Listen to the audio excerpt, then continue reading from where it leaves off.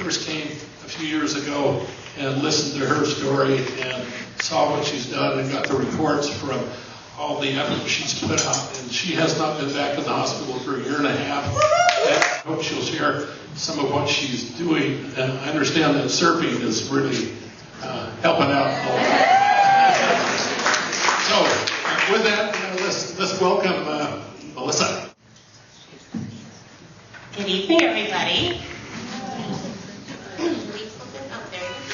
Okay, welcome to the 7th annual In a Garden of 65 Roses fundraiser benefiting the Living Breath Foundation. Thank you all for being here. And we'd like to start tonight off with a moment of silence just to remember the members of our CF community and Living Breath family that we've lost.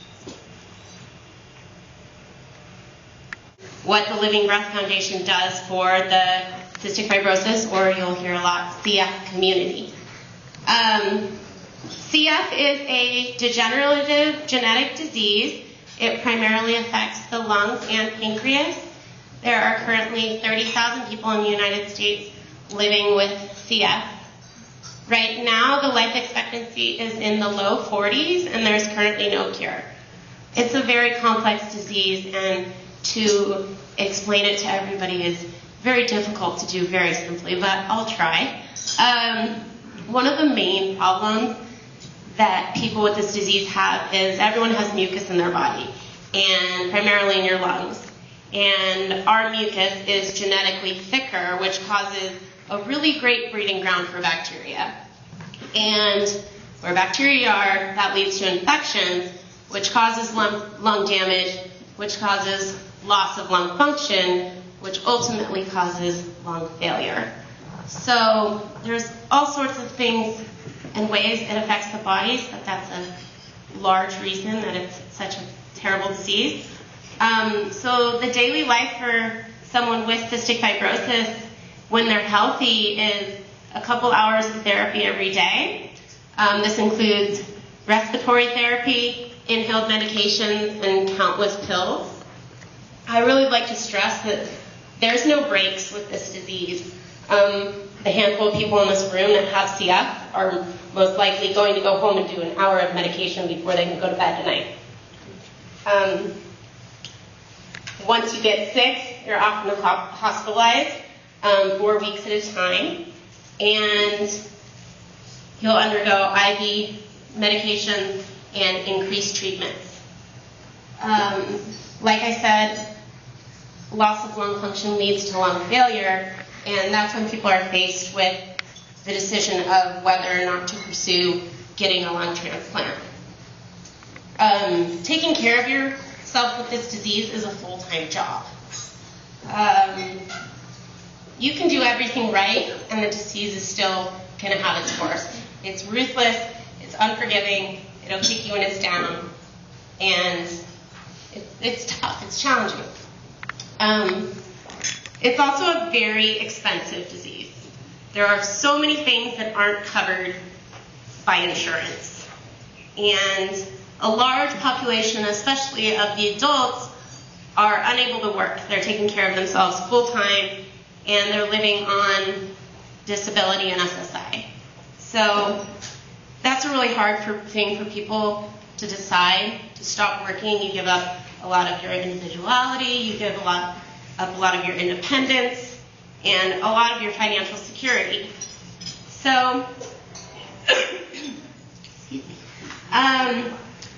just think about this. How many people in this room think that they could live off of $890 a month in California? Now put yourself in the shoes of someone with CF. You have $890 to live. What if you have to go to the doctor at Stanford 3 times this month? How are you going to pay for gas? What if you have to get a medication that your doctor thinks is really going to help you, but your insurance doesn't cover it? How are you going to pay for it? What if you've been in the hospital and you can't make your rent? How are you going to pay for it? Where do you go for help? You go to the Living Breath Foundation.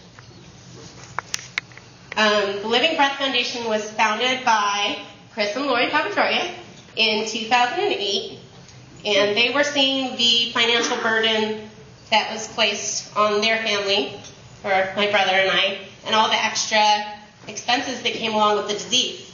And there's just very few resources for people in the CF community, especially adults. I think that's just because there's only 30,000 of us in the United States, and it used to be a childhood disease because people didn't live into adulthood, so there's just less resources. They primarily wanted to help the individual. We donate to research, we donate to other organizations, but we really want to help individuals who are struggling through hard times because there's so few resources. There's been many programs that have been developed in the last 7 years for our foundation. We do scholarships, which is money that goes towards the extra expenses of CF while pursuing higher education. When I went to college, I needed a single dorm room with a sink, which was the most expensive dorm room. You also need closer parking. You need to be able to have a car to get to doctor's appointments. All of that stuff adds up. Also, we have our financial assistance program, which is pretty broad, but to give you an example of some of the things we've done this year, we helped 2 different families with a CF member relocate because of the Yosemite Rim fire, where they were unable to live in their homes for 6 weeks because the air quality was too bad. We helped with emergency assistance for a transplant patient who was on vacation and had to be put on a ventilator in Hawaii, and we helped her family with the costs of staying in Hawaii so that she was not on her own. We helped an individual move out of an apartment because of mold that was exacerbating her symptoms. We've helped with rental supplementation for a hospital while someone was at a hospital stay. So financial assistance grants cover the full spectrum of different situations that people face with this disease. We also have a transplant assistance program, which is newer in the last couple years, and this helps with people who need to relocate to be closer to a hospital to have a transplant, with their travel expenses to go to a different hospital for evaluations to see if they can have a transplant, moving expenses. There's so many expenses that aren't related to the actual surgery that need to be in place before you're even placed on a lung transplant list. We can help with those things. Sadly, we also have a end-of-life assistance program, which helps with hospice care and sometimes funeral expenses. Smaller programs we have are gas cards and care packages that are dispensed to the adult cystic fibrosis social worker at Stanford. And the gas cards make a huge difference. People who are strapped for cash, who are driving 4 hours to go to the doctor, it eases the burden of getting to their appointment. And care packages are pretty self-explanatory, but when you're an adult, you're all grown up. There's not somebody coming by with games to your room. You're in the hospital for 2 weeks at a time, and you don't have a visitor every day. Our social worker has something to give out to the adults if they're having a hard time to, send them a little love. So all of these examples of aids I just gave you are things we've done in 2014. So we've given out aids for every single thing that I just said in the last 6 months. We're really helping individuals.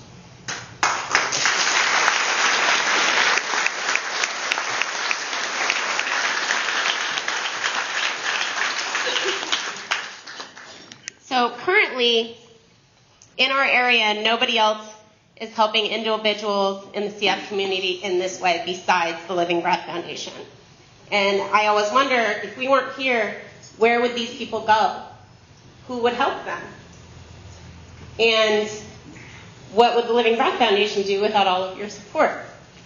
So tonight, I think it's really important that we keep in mind that the funds we're raising are making sure that these people have somewhere to go for support, and for these people to be focusing on their health and not worrying about their expenses.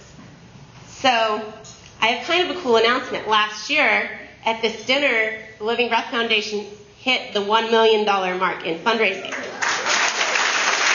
Working towards our $2 million mark. So I hope that everybody's enthusiastic and ready to bid, and I'm going to bring my dad up here, and he's going to say a few things. But thank you all for coming, and I just appreciate you guys being here.